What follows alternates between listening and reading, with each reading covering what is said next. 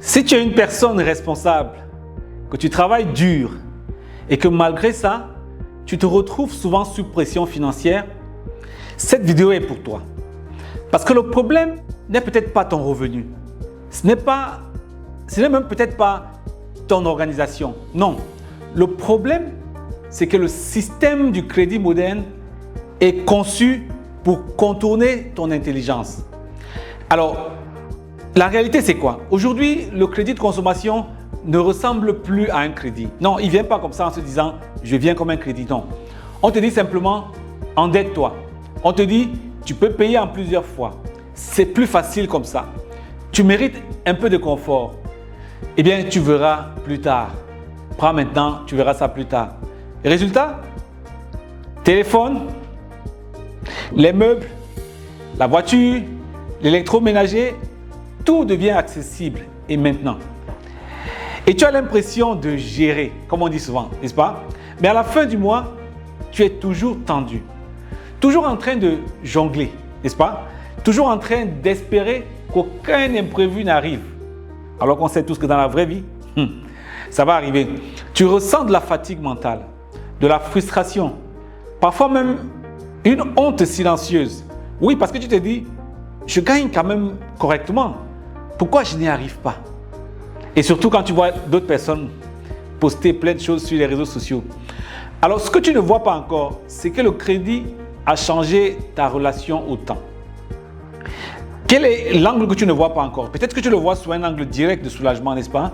Mais quelle est la facette sur laquelle tu ne regardes pas encore ce crédit-là? Le crédit moderne n'est pas vendu comme une dette. Alors, ils ont toutes sortes de grands marketistes pour tout emballer et pouvoir te le vendre convenablement. Alors, il est vendu comme du confort, n'est-ce pas? De la normalité, une récompense. Et qu'est-ce qui se passe? Ton cerveau ne traite pas cela comme un danger. Il le traite comme un soulagement. Imaginez que vous avez un soulagement qui vient à vous et qui va vous amener à être plus à l'aise. Et malheureusement, même les personnes intelligentes tombent dans ce piège-là. Pourquoi? Eh bien, parce qu'elles ont un revenu. Donc, elles se sentent capables.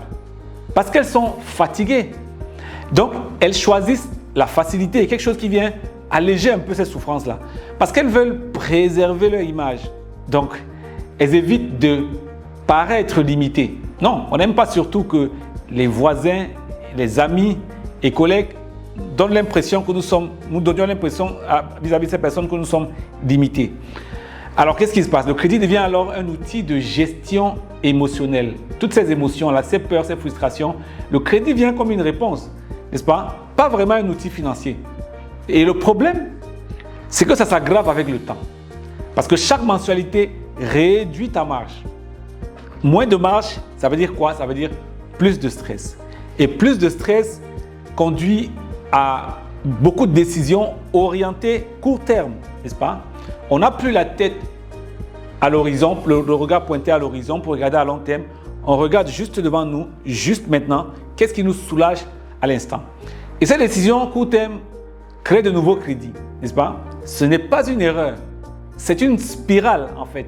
Et là, c'est le système qui est à l'œuvre. Peut-être que vous ne vous en rendez pas encore compte.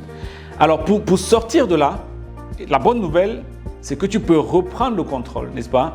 Tu peux reprendre le contrôle pour sortir de cette situation pernicieuse qui est créée par le système pour pouvoir te contrôler. Mais il faut prendre des décisions fortes. Je vais t'inviter à prendre 3 décisions avec moi aujourd'hui. Toi qui me regardes en ce moment. Si tu souhaites vraiment une autre vie, si tu es fatigué de vivre la vie que tu veux, eh bien, il faut que tu deviennes également l'acteur de ta propre transformation. La première décision, elle va être dans une décision mentale.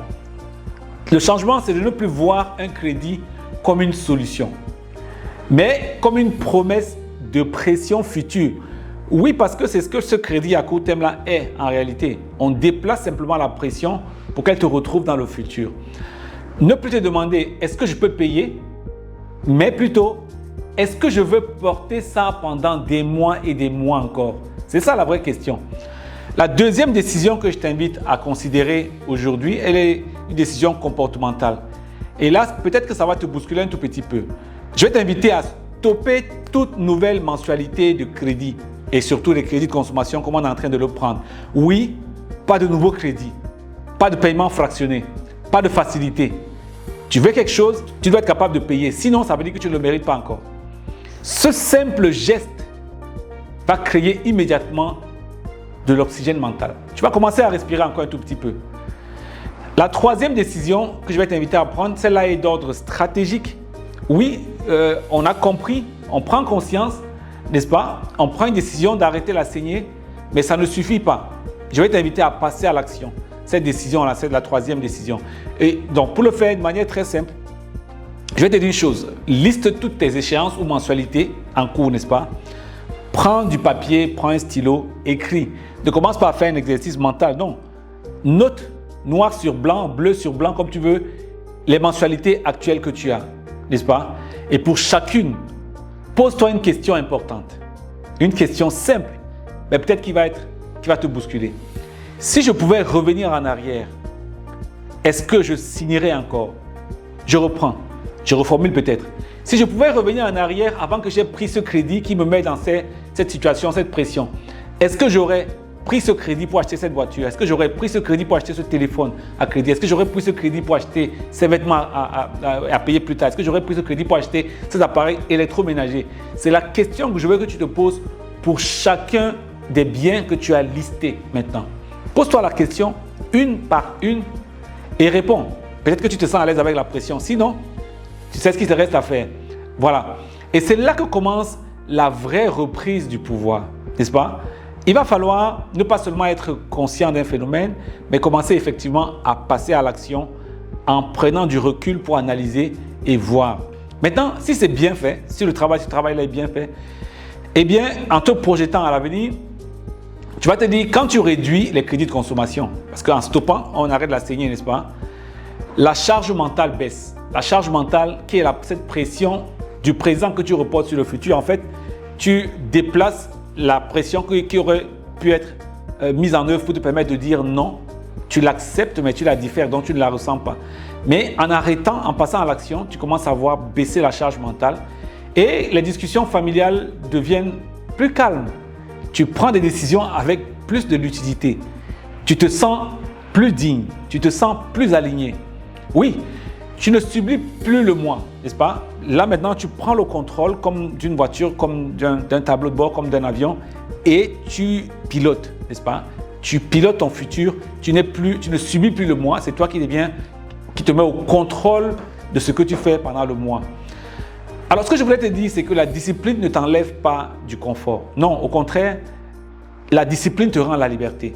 Parfois, certaines personnes me disent que j'applique trop de discipline sur certains sujets. Je dis oui, la vérité, c'est qu'à l'intérieur de cette discipline-là, en fait, je me crée une certaine liberté. Et c'est ce que je t'invite à faire si tu veux reprendre le contrôle. Si tu es frustré et tu n'es pas content des résultats que tu as en ce moment, il te revient de prendre les actions nécessaires. Alors, en rappel, j'aimerais te dire, le problème n'est pas ton intelligence. Le problème, c'est un système qui vend du confort immédiatement au prix de ta liberté future. Si tu n'es pas conscient de cela, tu vas continuer à prendre les mêmes mauvaises décisions. Le système veut te soulager, te donner la sensation de soulagement maintenant pour que tu puisses en payer le prix plus tard. C'est à toi de choisir. Est-ce que tu veux payer le prix maintenant et pouvoir en jouir plus tard, ou bien tu veux jouir maintenant et à coup sûr payer le prix plus tard. La sérénité financière commence quand tu apprends à refuser ce que tu peux payer. Oui, peut-être qu'au lieu de... Parfois, on a de l'argent, on va au supermarché ou dans un magasin. Comme on nous a proposé la facilité, on saute dessus alors qu'on avait peut-être moyen de payer. Et très souvent, une fois qu'on ouvre la facilité, on avait prévu acheter ceci, on commence à monter en gamme. Et c'est là le plus grand piège. Alors, passe à l'action aujourd'hui et mets en pratique ce que nous avons échangé aujourd'hui. Si cette vidéo t'a parlé, eh bien partage-la à quelqu'un qui gère, n'est-ce pas, mais qui malheureusement s'épuise. Et dis-moi surtout en commentaire, quelle décision financière t'a déjà coûté le plus de paix, n'est-ce pas? T'a coûté le plus de paix que prévu. Tu te disais c'est une petite décision, mais au fil du temps, ça t'a vraiment coûté une paix intérieure importante. Mentionne-la en commentaire et je ferai un follow-up. On se retrouve dans la prochaine vidéo. À ta sérénité et à très bientôt.